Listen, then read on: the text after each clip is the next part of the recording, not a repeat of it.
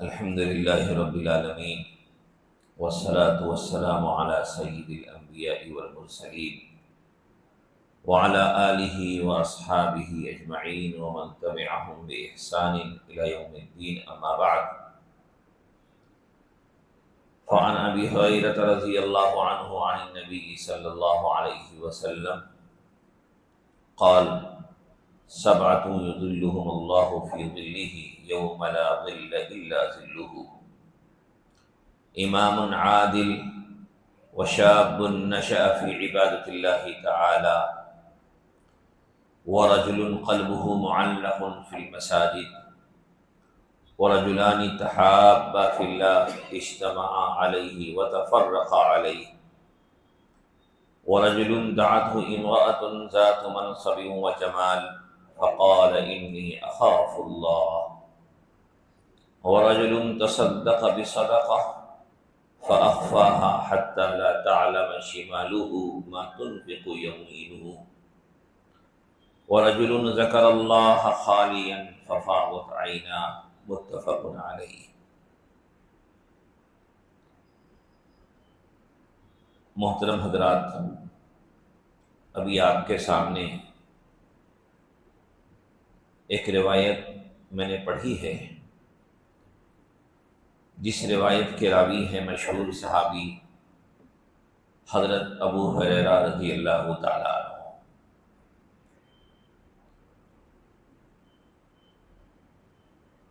ہم سب جانتے ہیں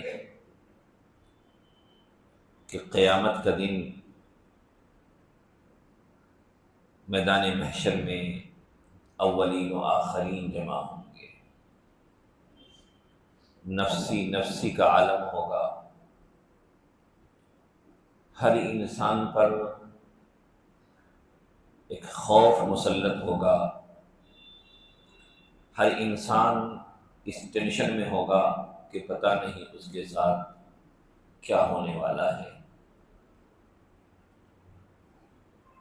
نبی اکرم صلی اللہ علیہ وسلم نے فرمایا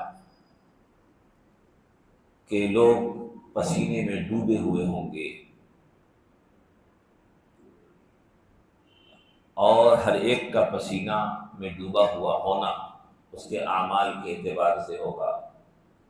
کوئی ٹخنے تک، کوئی گھٹنے تک، کوئی کمر تک۔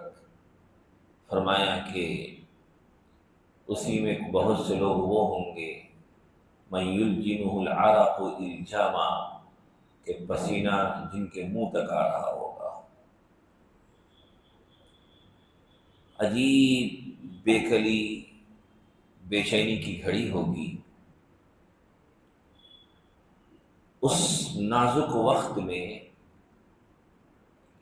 جس کو اللہ تعالی کے عرش کا سایہ مل جائے، جبکہ اس سائے کے علاوہ کوئی سایہ نہیں ہوگا،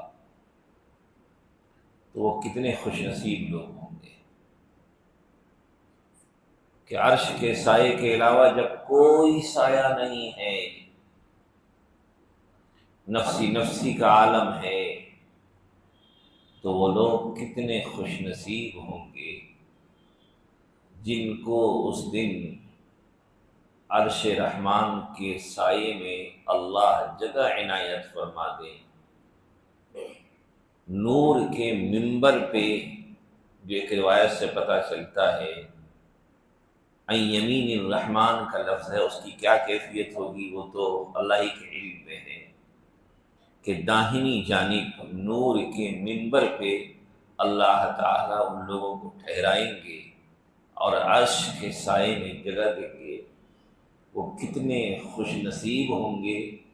اور ان کو دیکھ کر لوگوں کو کتنی حسرتیں ہوں گی کہ کاش کہ ویسے اعمال ہم بھی کر لیتے، ایسے خوش نصیبوں میں اپنے اعمال کے ذریعے ہم بھی اپنے آپ کو شامل کر پاتے۔ نبی اکرم صلی اللہ علیہ وسلم سے اچھا سچا معلم کوئی نہیں ہو سکتا، آپ سے بڑا ہمدرد کوئی نہیں ہو سکتا۔ آپ نے ہم گنہگاروں پر شفقت کرتے ہوئے بتا دیا وہ اوصاف و اعمال بتا دیے کہ جن کو اختیار کر کے انسان اپنے آپ کو اس فہرست میں شامل کر سکتا ہے، اس صف میں شامل کر سکتا ہے اور ان مستحقین کا حصہ ہو سکتا ہے۔ فرمایا سبعۃ یظلھم اللہ فی ظلہ یوم لا ظل الا ظلہ، 7 قسم کے لوگ ہیں جن کو اللہ تعالی اپنے عرش کے سائے میں جگہ دیں گے، اپنے سائے میں نہیں، اپنے عرش کے سائے میں جگہ دیں گے، جس دن اس کے سائے کے علاوہ کوئی سایہ نہیں ہوگا۔ فرمایا امام عادل، انصاف پرور بادشاہ، وہ بادشاہ جو انصاف کے تقاضوں کو پورا کرتا ہے۔ علامہ ابن حجر عسقلانی رحمۃ اللہ علیہ جو بہت بڑے محدث گزرے ہیں اور بخاری شریف کی انہوں نے مفصل شرح فتح الباری کے نام سے لکھی ہے، انہوں نے امام عادل کی تشریح میں کئی چیزوں کو نقل کرنے کے بعد کہ امام عادل کون ہے، امام عادل کون ہے، تو اس کے اوصاف کیا ہیں، ان کو نقل کرنے کے بعد خلاصہ کلام یہ لکھا ہے کہ امام عادل یعنی وہ حکمراں جو اللہ کے قانون کی اتباع کرتا ہے اور اللہ کے قانون کے مطابق بغیر کسی افراط کے، بغیر کسی تفریط کے ہر چیز کو اس کی جگہ پہ رکھتا ہے اور ہر ایک کے حقوق کو صحیح سے ادا کرتا ہے، اور ہر معاملے میں اللہ کی شریعت کی اتباع کرتا ہے۔ اور ہم سب جانتے ہیں کہ اللہ کی شریعت وہ صراط مستقیم ہے کہ جس کی اتباع سے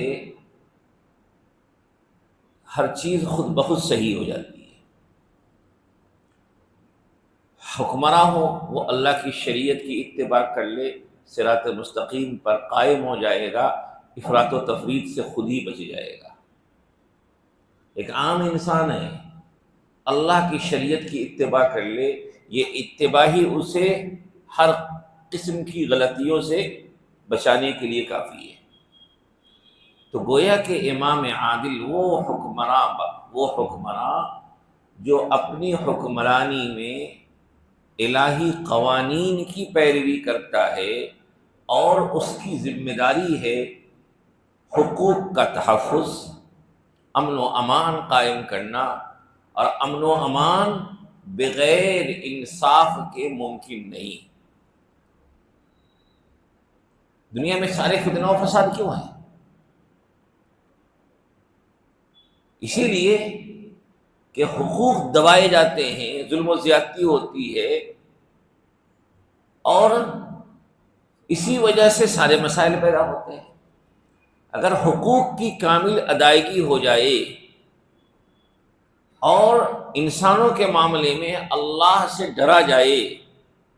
اور انسانوں کے حوالے سے قوانین شریعت، احکام الہی کی پابندی کی جائے، تو سارے مسئلے خود بخود حل ہو جائیں گے، ظلم بھی ختم ہو جائے گا، رشوت کا سلسلہ بھی بند ہو جائے گا، اور تمام قسم کے مظالم، ظلم و زیادتی معاشرے سے خود بخود نکل جائے گی۔ تو وہ حکمراں جو انصاف پرور ہو اور اس کے انصاف کی وجہ سے مظلوموں کا حق، مظلوم ظلم سے بچتا ہے، ظلم سے محفوظ رہتا ہے، ظالم ظلم کرنے سے باز آتا ہے، اور لوگوں کے درمیان انصاف کا، عدل کا ماحول قائم ہوتا ہے، تو چونکہ یہ اپنی ذمہ داری کو جس مقصد کے لیے اللہ نے اسے حکمرانی دی ہے وہ پورا کر رہا ہے، اور یہ پورا کرنا بھی کوئی آسان کام نہیں ہے۔ انسانوں کے درمیان رہتے ہوئے عدل کے تقاضوں کو پورا کرنا بھی کوئی آسان کام نہیں ہے، تو چونکہ یہ بڑی ذمہ داری نبھا رہا ہے اس لیے اللہ تعالیٰ کی طرف سے اسے یہ انعام ملے گا۔ شارحین حدیث نے اس میں یہ بھی شامل کیا ہے کہ ہر آدمی تو حکمراں نہیں بن سکتا، لیکن ہر آدمی ایک محدود حلقے میں ذمہ دار بنتا ہے۔ ذمہ داری کسی کی بہت وسیع ہوتی ہے، کسی کے محدود حلقے میں ہوتی ہے۔ فرمایا ہے کہ اس میں وہ بھی شامل ہے جو کہیں پر نگراں مقرر کیا گیا ہو، جیسے مثال کے طور پر نبی صلی اللہ علیہ وسلم نے فرمایا کلکم راع وکلکم مسئول عن رعیتہ، کہ تم میں کا ہر شخص نگراں ہے اور اپنے ماتحتوں کے بارے میں اس سے پوچھ ہوگی۔ تو جس آدمی کو جس دائرے تک، جس حلقے میں نگراں اور ذمہ دار بنایا گیا ہو، وہ گویا کہ وہاں پہ عند اللہ مسئول ہے، اور وہ اپنی ذمہ داری کو صحیح سے نبھا رہا ہے اور اپنے ماتحتوں میں انصاف کو قائم کر رہا ہے، ظلم و زیادتی کو روک رہا ہے، حقوق کی صحیح سے ادائیگی کر رہا ہے۔ تو علماء نے لکھا ہے کہ وہ بھی اس میں شامل ہے، جیسے ہر مرد اپنے گھر کا نگراں ہے، ایک کمپنی کا مالک اپنی کمپنی کا نگراں ہے، ادارے کا کوئی کسی اچھے پوسٹ پہ قائم انسان اس ادارے کے تمام ماتحتوں کا نگراں ہے۔ تو ہر آدمی کی یہ ذمہ داری بنتی ہے کہ اپنے دائرۂ اختیار میں انصاف کے تقاضوں کی تکمیل کرے، اور علامہ ابن حجر عسقلانی رحمۃ اللہ علیہ کے بقول کہ انصاف کے تقاضے کی تکمیل کا واحد راستہ یہ ہے کہ وہ مضبوطی سے قانون شریعت کی تکمیل کرے، اور جس موڑ پہ اللہ کی شریعت جو راستہ دکھاتی ہو اس کی اتباع کرے۔ فرمایا دوسرا، شاب نشأ فی عبادت اللہ تعالی، وہ نوجوان جس کی جوانی اللہ کی عبادت میں گزرے ہے۔ یہ انعام کیوں ہے؟ جوانی کا زمانہ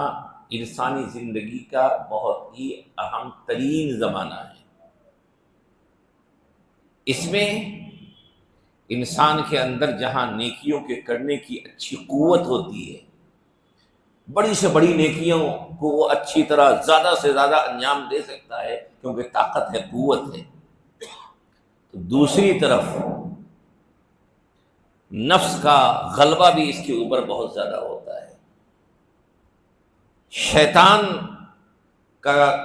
دباؤ بھی اس پہ بہت زیادہ ہوتا ہے، شیطان اس پہ محنت بھی بہت کرتا ہے، اور اس کے علاوہ شیطان نما، شیطان صفت انسان بھی اس کو برائیوں کی طرف بلانے میں بہت زیادہ اہمیت رکھتے ہیں۔ جیسے مثال کے طور پر کوئی نوجوان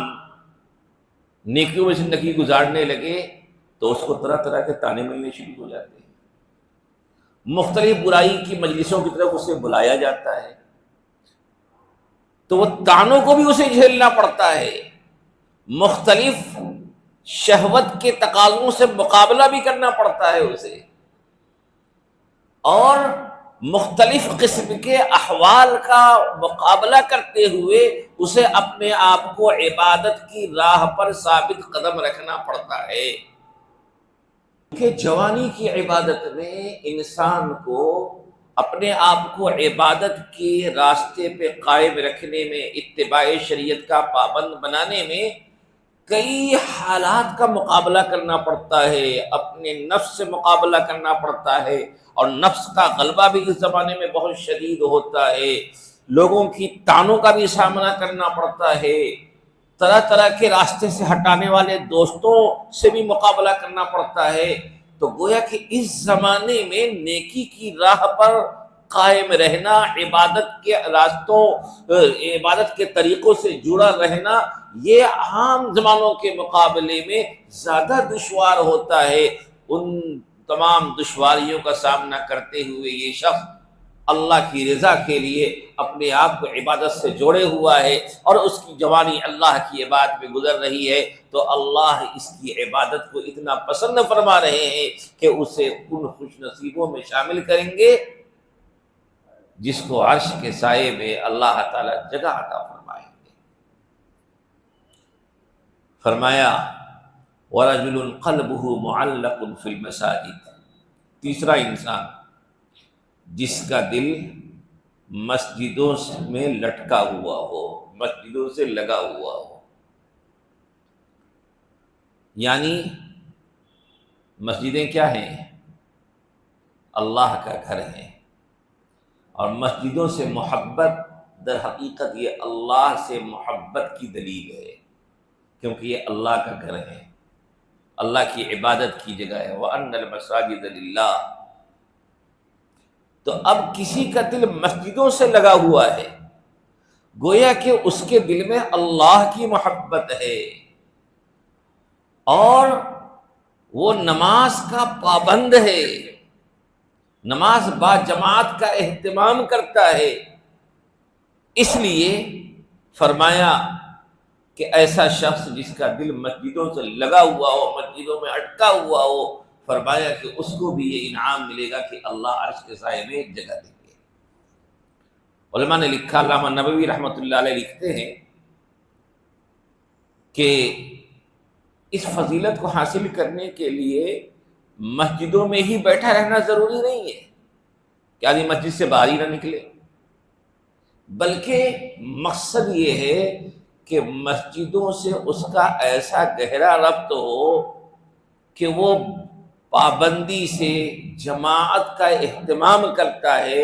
با جماعت نماز پڑھنے کے لیے اپنی تمام مصروفیات کو آگے پیچھے کرتا ہے، اور مسجد سے نکلتا بھی ہے تو اس خیال سے نکلتا ہے کہ دوبارہ ہمیں پھر بلایا جائے گا، پھر ہم جائیں گے، گویا کہ دنیا کے کسی بھی کام میں ہے وہ، لیکن اس کی توجہ، اس کا دھیان اس جانب ہے کہ ہمیں اگلی نماز کے لیے جب بھی اللہ بلائیں گے پھر ہم جا کر کے با جماعت نماز ادا کریں گے۔ تو کسی کا یہ جذبہ اور یہ خیال اور یہ دل میں یہ ایک جذبہ ہے تو گویا کہ اس کا دل مسجد سے لگا ہوا ہے۔ فرمایا کہ یہ صفت عورتیں کیسے حاصل کریں گی؟ وہ تو مسجدوں کو نہیں آتی ہے۔ فرمایا کہ ان کے لیے بھی یہ صفت یہ ہوگی کہ اس کی شکل یہ ہوگی کہ ایک نماز سے فارغ ہوئی اور اس کی توجہ اور دھیان اگلی نماز کی طرف ہے کہ ابھی میں نماز سے فارغ ہو چکی ہوں، دنیاوی جو گھریلو ذمہ داریاں ہیں اس کو انجام دینے میں وہ مصروف ہو جائے، لیکن اگلی نماز کی طرف اس کی ایسی توجہ ہو، اس کا انتظار ہو کہ جب بھی رحمان کی طرف سے اذان کی آواز سنائی دے گی، ہمیں بلایا جائے گا نماز کے لیے، ہم فوراً نماز کے لیے اپنے آپ کو تیار کر کے نماز ادا کریں گے۔ تو گویا کہ مسجد سے تعلق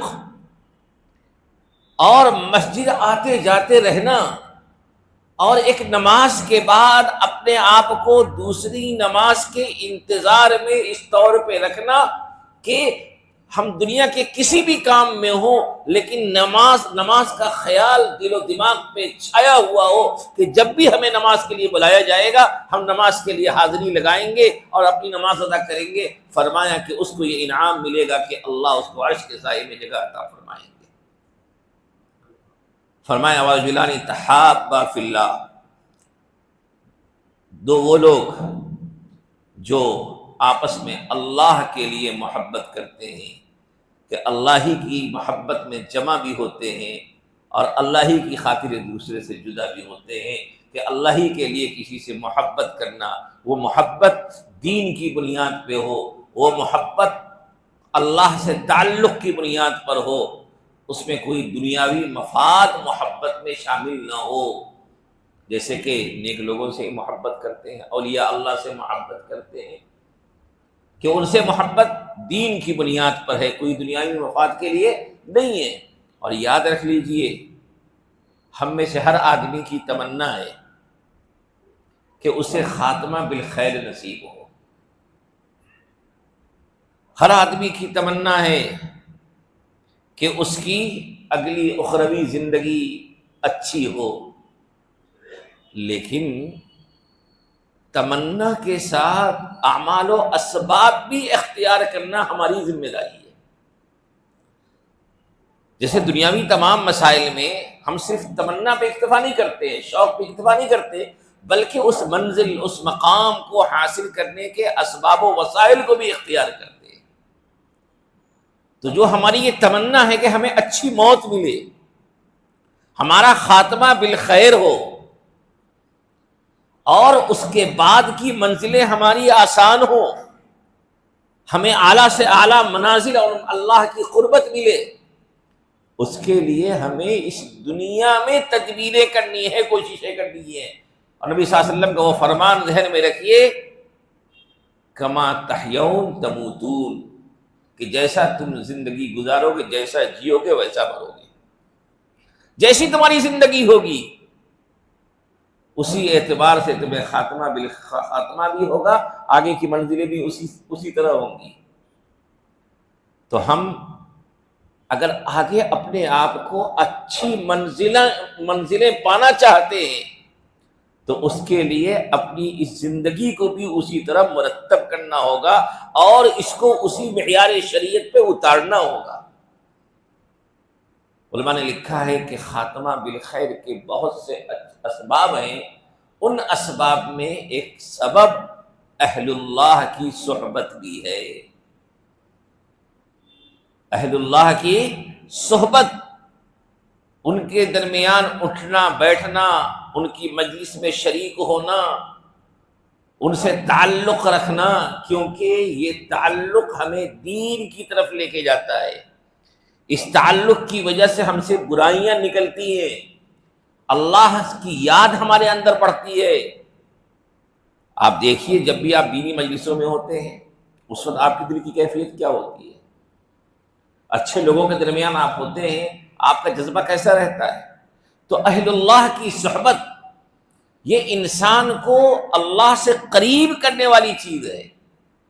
اور اس کی وجہ سے انسان کی زندگی بھی اچھی ہوتی ہے، خیر پر انسان مائل ہوتا ہے، اور اس کی برکت یہ ہوتی ہے کہ انسان کو خاتمہ بالخیر بھی نصیب ہوتا ہے، اور اس کے بعد خاتمہ بالخیر ہو گیا تو پھر آگے کی منزلیں آسان ہی آسان۔ فرمایا وَرَجُلٌ دَعَتْهُ امْرَأَةٌ ذَاتُ مَنْصَبٍ وَجَمَالٍ فَقَالَ إِنِّي أَخَافُ اللَّهَ۔ اللہ اکبر۔ اللہ کا خوف انسان کو ہر برائی سے روکنے کے لیے کافی ہے، اور اللہ کا خوف نہ ہو تو انسان جری ہو جاتا ہے، پھر اس کے لیے کوئی چیز مشکل نہیں ہوتی۔ اسی لیے اللہ کا خوف انسان کے دل میں ہو، یہ شریعت میں مطلوب و محمود ہے، اور یہ بھی اللہ کے یہاں بہت پسندیدہ عمل ہے، اور اس کی وجہ سے بھی انسان کو خاتمہ بالخیر نصیب ہوتا ہے، انسان جنت کا مستحق ہوتا ہے۔ فرمایا کہ ایک وہ شخص جسے خوبصورت منصب و جمال والی خاتون کی طرف سے برائی کی دعوت دی گئی، فقال انی اخاف اللہ، کہ میں تو اللہ سے ڈرتا ہوں، یعنی اللہ سے ڈرتے ہوئے اس نے اپنے آپ کو اس برائی سے روک لیا۔ فرمایا کہ اللہ کے خوف سے، برائی سے بچنے والے کو بھی اللہ تعالی عرش کے سائے میں جگہ عطا فرمائیں گے، کیونکہ اللہ کے خوف سے برائی کو چھوڑنا یہ اللہ کو بہت محبوب و مقبول عمل ہے، کہ ایک تو عرش کے سائے میں جگہ مل گئی۔ اس سے پہلے میں نے ایک روایت آپ لوگوں کو سنایا تھا کہ 3 لوگ جو غار میں چھپ گئے تھے بارش سے بچنے کے لیے، اس میں ایک شخص نے یہی تو دعا کی تھی کہ یا اللہ فلاں برائی کا موقع تھا، میں نے اس کی پوری تیاری کر لی تھی، اور اس موقع پر محض آپ کے خوف سے میں اس برائی سے رک گیا۔ یا اللہ میرا اگر وہ عمل برائی سے بچنا اور تمام اسباب فراہم ہونے کے باوجود اپنے آپ کو اس برائی سے الگ کر لینا محض آپ کے خوف سے تھا، یا اللہ اگر وہ میرا عمل پسند تھا تو اس پتھر کو، اس چٹان کو ہٹا دیجئے۔ چنانچہ رسول اللہ صلی اللہ علیہ وسلم کی وہ حدیث کی، اس میں فرمایا کہ اس دعا سے وہ پتھر کھسک گیا۔ تو گویا کہ اللہ کے خوف سے کسی برائی کو چھوڑ دینا بھی اللہ کو بہت محبوب عمل ہے،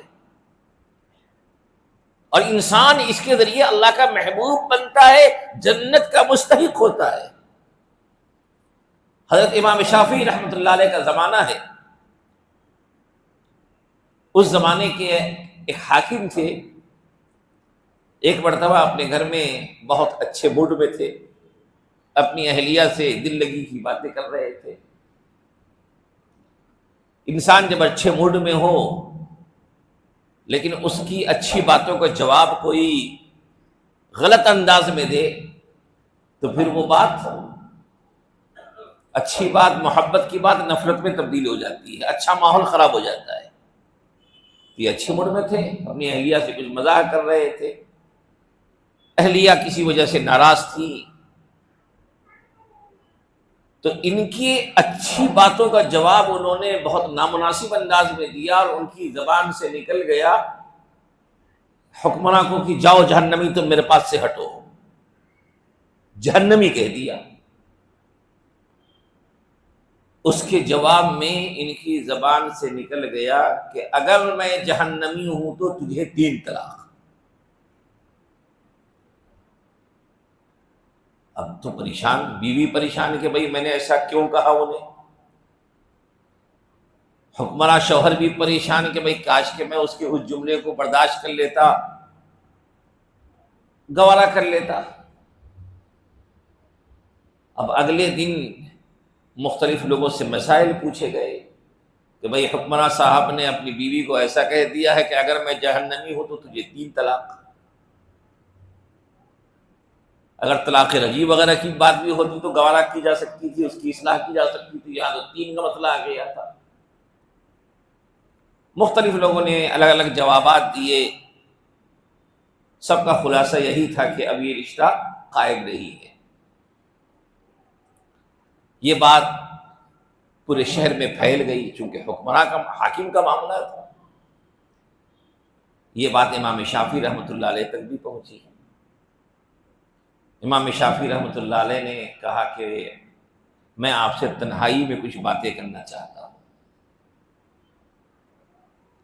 چنانچہ تنہائی میں کچھ باتیں ہوئیں، کہا کہ مجھے آپ یہ بتائیے کہ کیا آپ کی زندگی میں کچھ ایسے مواقع آئے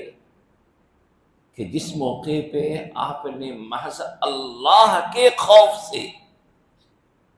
کسی برائی سے اپنے آپ کو بچایا ہو، کوئی اور رکاوٹ نہ ہو؟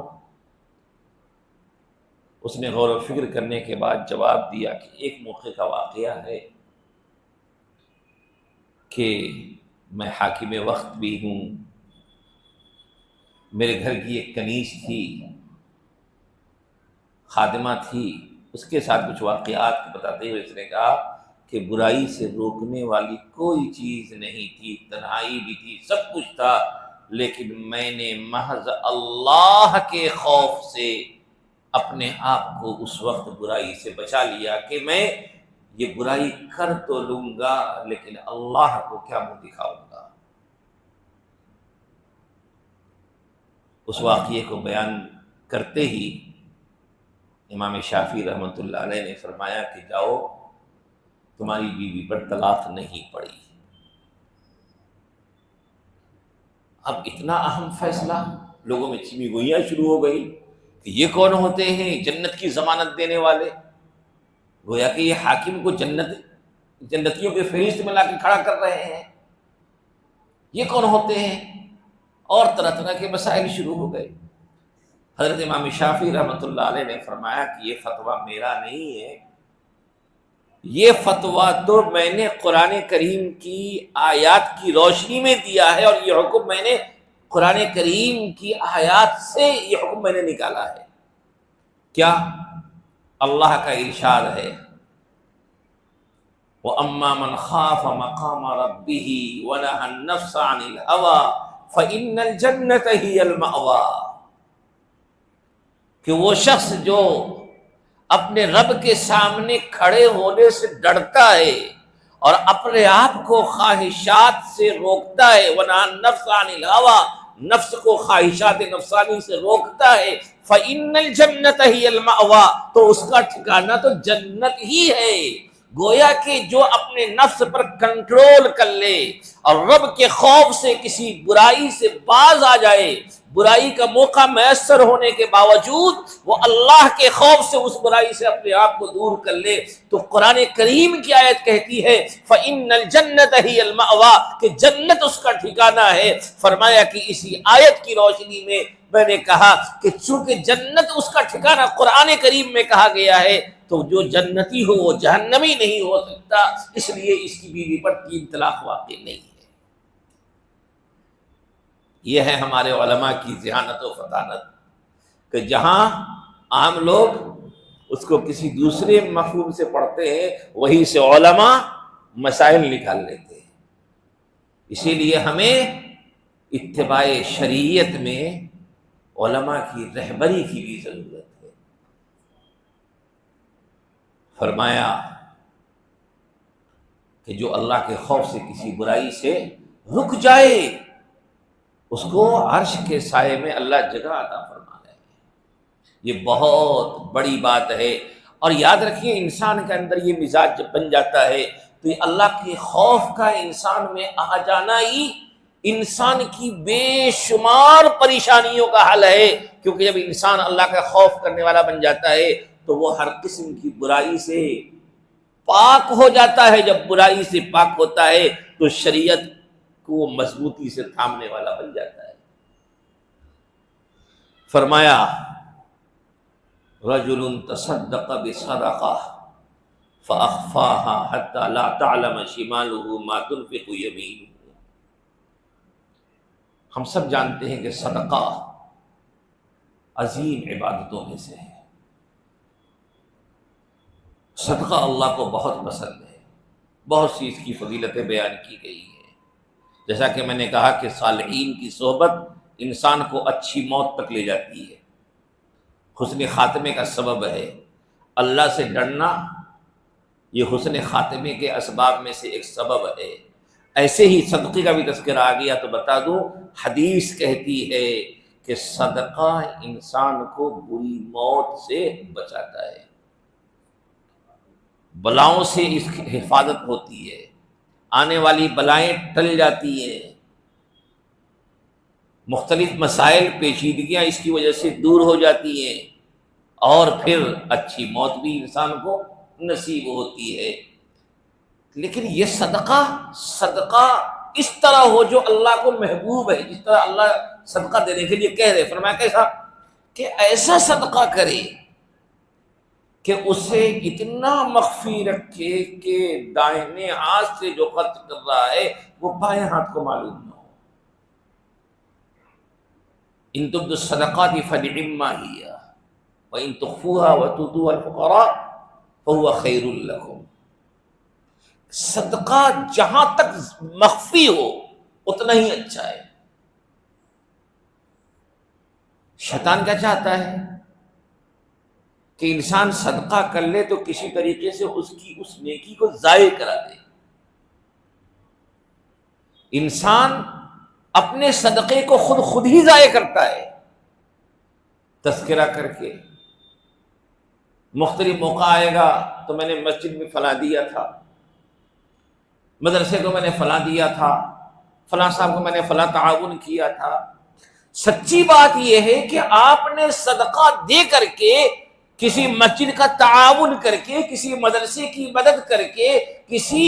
ذو الحاجہ کی حاجت کی تکمیل کر کے، حقیقت یہ ہے کہ آپ نے اس پر احسان نہیں کیا ہے بلکہ خود اپنے اوپر احسان کیا ہے کہ صدقے کے ذریعے جو نعمتیں آپ کو حاصل ہونے والی ہیں اپنے آپ کو اس کا مستحق بنایا ہے۔ اور دوسرے اس پہلو سے غور کیجئے، ما عندکم ینفد وما عند اللہ باق، جو تمہارے پاس ہے وہ خرچ ہو جانے والا ہے، جو اللہ کے پاس ہے وہ باقی رہنے والا ہے۔ آپ کا یہ 100 200 500 1000 روپیہ آپ کی جیب میں پڑا رہتا، خرچ ہو جاتا، فضول خرچی میں ادھر ادھر چلا جاتا، آپ کے لیے ذخیرہ آخرت نہ بنتا۔ اللہ نے آپ کو صدقے کا موقع عطا فرمایا، آپ نے کسی مدد چاہنے والے کی مدد کر دی، در حقیقت آپ کا یہ مال اللہ کے خزانے میں آپ کے لیے جمع ہو گیا، جس کا بدلہ آپ کو آخرت میں ملے گا۔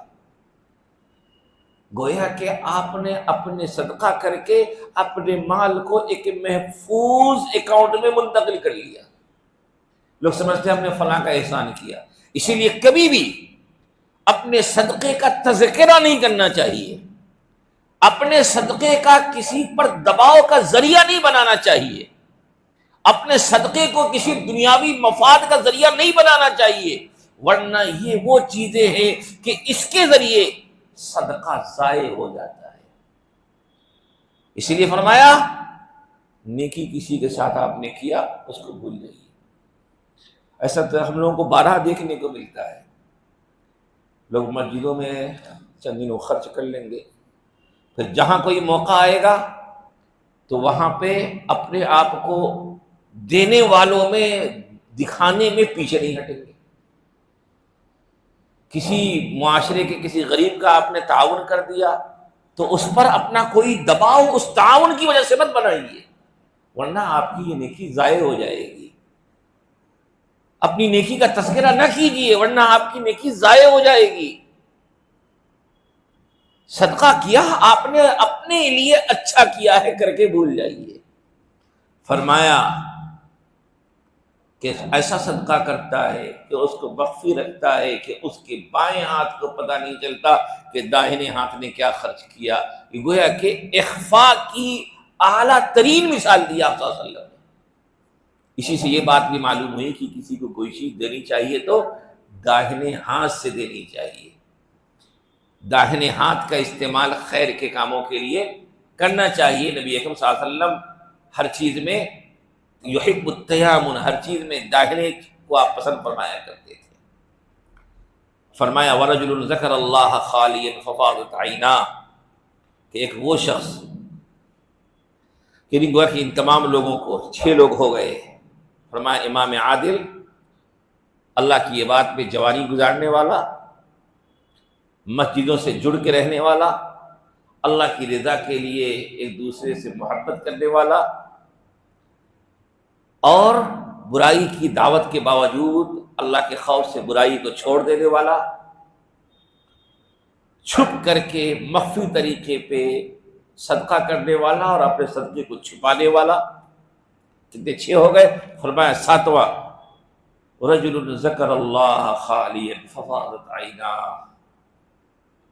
وہ شخص جو تنہائی میں اللہ کو یاد کرتا ہے تو اس کی آنکھوں میں آنسو آ جاتے ہیں، آنکھیں بھر جاتی ہے۔ یہ کب ہوگا؟ جب انسان کو اللہ سے سچی محبت ہوگی، اللہ کی نعمتوں کا استحضار ہوگا، ان نعمتوں کے استحضار کے ساتھ اپنی کوتاہیوں پر نظر ہوگی تو اپنی برائیوں کو یاد کرے گا، رب کے احسانات کو یاد کرے گا، رب کی عظمت کا استحضار کرے گا، مراقبہ کرے گا، تو پھر ایسے موقع پہ انسان کی آنکھوں سے آنسو بہہ جاتے ہیں، انسان کی وہ ندامت کے آنسو، اور اس ندامت میں محبت و شوق بھی ہوتا ہے، اور اللہ سے ملاقات کا شوق۔ اللہ اکبر، یہ تو وہ دعا، یہ وہ مقام ہے کہ نبی اکرم صلی اللہ علیہ وسلم دعا فرمایا کرتے تھے، اللہم انی اسألک الشوق الی لقائک، یا اللہ آپ سے ملاقات کا شوق میں آپ سے مانگتا ہوں۔ تو تنہائی میں اللہ کو یاد کرتے ہوئے آنکھوں سے آنسو بہہ جانا، فرمایا کہ یہ بغیر محبت کے ممکن نہیں، اپنی گناہوں کی ندامت پر اس کے بغیر ممکن نہیں۔ تو فرمایا کہ اپنی عاجزی، اپنی کوتاہی کے ساتھ رب کے احسانات و انعامات اور رب کی عظمت کو یاد کرنا، اور رب کی محبت سے دل کو آباد کر کے اللہ کو یاد کرنا، اور اس یاد کی وجہ سے جو آنکھوں سے آنسو بہہ پڑتے ہیں، فرمایا ایسے انسان کو بھی اللہ تعالی عرش کے سائے میں جگہ دیں گے۔ اسی لیے اکابرین کہتے ہیں کہ اپنی تنہائیوں کو اللہ کی یاد سے آباد کیجیے، اپنی تنہائیوں کو اللہ کی یاد سے آباد کیجئے، وہ تنہائیاں بھی بہت قیمتی بن جائیں گی۔ لیکن افسوس کہ آج ہماری تنہائیاں اللہ کی یاد سے نہیں بلکہ معصیتوں سے بھری پڑی ہے، اور ایسی بے شمار چیزیں ہماری زندگی میں آ چکی ہیں جو ہماری تنہائیوں کو ضائع ہی نہیں کرتی ہیں بلکہ ہمیں تنہائیوں میں گنہگار بناتی ہیں۔ ان میں سے آج کی سب سے بدترین چیز یہ موبائل اور اس کا سوشل میڈیا، کہ انسان تنہائیوں میں جب اس میں لگتا ہے تو طرح طرح کی بری چیزیں، برے مناظر، یہ چیزیں آج اتنی زیادہ ہو چکی ہیں، اتنی زیادہ ہو چکی ہے کہ آج ان کے برے ہونے کا احساس بھی نکل گیا ہے، غلط منظر نظر سے گزر جاتا ہے، جسے کبھی دیکھ کر لوگ شرمندہ ہو جایا کرتے تھے، آج دیکھنے پر بھی کوئی قباحت محسوس نہیں ہوتی ہے، کوئی طبیعت پہ اس کا برا اثر نہیں ہوتا ہے، کیونکہ دیکھتے دیکھتے دیکھتے دیکھتے ہم اس کے عادی ہو چکے ہیں۔ اپنی تنہائیوں کو برائیوں سے پاک کرنا، اور تنہائیوں میں بھی رب کا استحضار ہونا کہ کوئی دیکھے نہ دیکھے، میرا رب کریم تو مجھے دیکھ رہا ہے۔ لا یخفی علیہ شیء فی الارض ولا فی السماء، آسمان و زمین کی کوئی چیز اس پر مخفی نہیں ہے، میں کہیں بھی بند ہو جاؤں، ہر ایک انسان سے تنہائی ہے، لیکن میرے ساتھ رب کے لگائے ہوئے مقرر فرشتے تو ہے ہی، وہ ہم سے جدا نہیں ہے، اور رب کی نظر بھی ہمیں دیکھ رہی ہے۔ جب یہ احساس ہوگا تو پھر یہ تنہائیاں بھی پاک ہو جائیں گی۔ بس اسی احساس کو پیدا کرنے کی ضرورت ہے۔ تو فرمایا کہ یہ وہ لوگ ہیں کہ ان کو اللہ تعالیٰ عرش کے سائے میں جگہ دیں گے۔ اس میں کئی خوبیاں وہ ہیں، ہم ان کو اختیار کر سکتے ہیں۔ تو جیسا کہ میں نے کہا کہ جیسی ہماری زندگی ہوگی، جیسی ہماری کوششیں ہوں گی، جیسے ہمارے اقدامات ہوں گے، ہمارے اعمال جیسے ہوں گے، ہمارے لیے آگے کے مراحل بھی ویسے ہی رکھے جائیں گے۔ تو یہ اعمال نبی اکرم صلی اللہ علیہ وسلم نے بتا دیے کہ ان کو کرنے والوں کا انعام یہ، ابھی دنیا ہم میں موجود ہے، ابھی ہماری سانسیں چل رہی ہے، ابھی ہم کوششیں کر کے ان خوبیوں کو، سب کو یا ان میں سے کچھ کو اپنے اندر پیدا کر سکتے ہیں۔ جیسے جس کے جو احوال ہیں اس اعتبار سے ہر آدمی کوشش کرے کہ یہ خوبیاں، یہ کمالات، یہ اچھائیاں ہمارے اندر آ جائیں، تو اس کی وجہ سے انشاءاللہ اس نفسی کے دن میں ہم یہ راحت و سکون والا، اللہ کی قربت والا مقام پائیں گے، اور یہی وہ مقام ہوگا کہ جس کے ذریعے ہماری اگلی کامیابی کی ہمیں خوشخبری ملے گی۔ اللہ سے دعا ہے کہ اللہ تعالی ہم تمام لوگوں کو صحیح فکر و عمل کی توفیق نصیب فرمائے۔ وآخر دعوانا ان الحمد للہ رب العالمین۔